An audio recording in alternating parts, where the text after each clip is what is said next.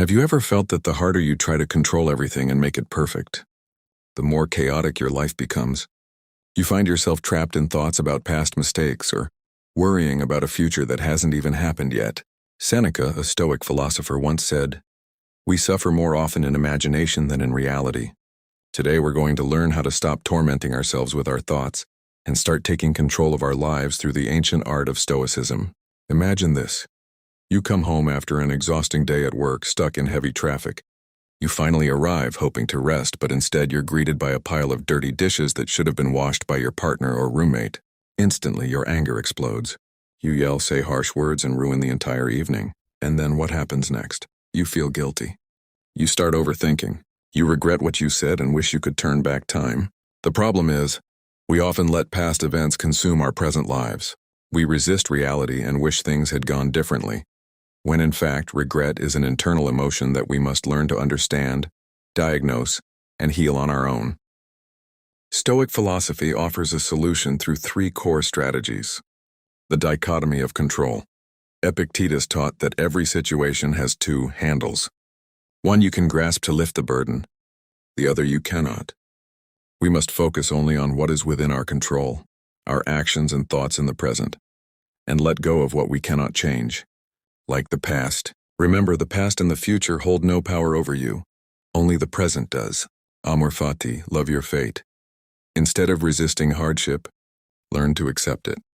Marcus Aurelius described this like a blazing fire. Whatever is thrown into it becomes fuel for a brighter flame. Embracing what happens with strength and even a sense of willingness is the key to inner peace. Premeditatio Malorum, anticipation of adversity. We often suffer because we are caught off guard by misfortune. The Stoics trained their minds to imagine worst-case scenarios, failure, loss, setbacks before they happen. This way, when challenges do arise, you are mentally prepared and able to remain calm. Practicing Premeditatio Malorum, or the premeditation of adversity, means training your mind to calmly visualize worst-case scenarios before they happen, so you're not shocked or overwhelmed when real difficulties arise. Here's how to do it effectively. 1. Practice mental visualization regularly. Seneca advised projecting your thoughts forward at every turn in life and imagining not just the expected outcome, but everything that could go wrong.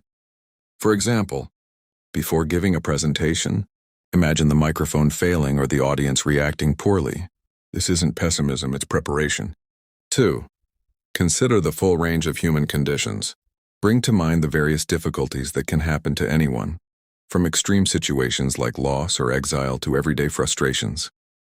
The goal is to mentally rehearse challenges so you can recognize them early and respond with clarity instead of panic. 3. Make it a morning routine. You can follow an approach similar to Booker T. Washington. Start your day expecting success, while also preparing yourself to face bad news, criticism, or unexpected setbacks. When you've already imagined worse scenarios, small inconveniences won't shake you as much. 4. Set intentions aligned with reality. Epictetus gave a simple example. Before going to a public bath, imagine being bumped into or annoyed by others. That way, if it happens, you won't be disturbed. Your goal isn't just to complete the activity, but to maintain inner stability regardless of what happens. 5. Strip problems of their power. Remember what Seneca said. When you anticipate adversity, you weaken its impact when it actually arrives. By practicing consistently, you reduce shock, stay composed, and respond more rationally in the present moment. In essence, this technique isn't about expecting the worst. It's about becoming mentally strong enough that, whatever happens, you're ready. Let's apply this. Say you get a bad haircut. You can feel embarrassed and complain about it for days, something you can't change.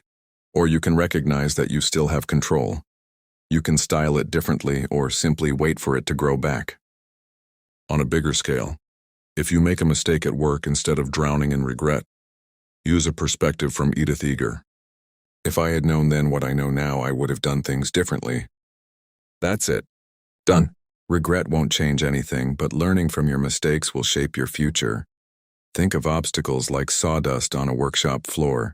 They're a natural part of the process, not something to mourn. Being wise and mentally strong doesn't mean you never feel sadness or anger.